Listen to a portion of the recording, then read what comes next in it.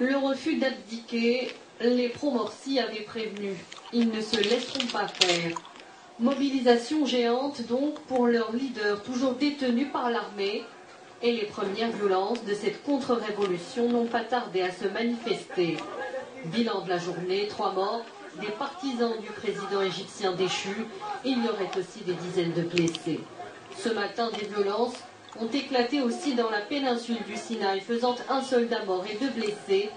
L'attaque est attribuée à des islamistes. L'armée égyptienne est donc attaquée par des Égyptiens. Pour l'ancien chef de l'AIEA et probablement futur candidat à la présidentielle, l'intervention militaire était pourtant incontournable. Les Égyptiens ne veulent pas un retour des militaires à la tête du pays. Ils ont eu une mauvaise expérience avec eux et ils l'ont bien compris. Je suis certain que l'armée est aussi consciente qu'elle a été appelée par le peuple pour éviter une guerre civile. C'est une mesure douloureuse, mais Morsi a été le premier à bafouer le processus démocratique en cours.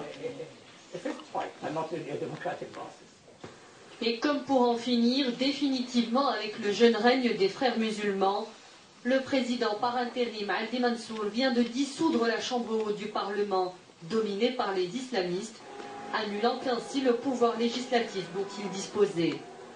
La marginalisation, de plus en plus draconienne de l'un des plus vieux mouvements du pays, risque justement de l'entraîner vers le chaos, d'autant que ce vendredi, la confrérie a de nouveau prouvé sa popularité.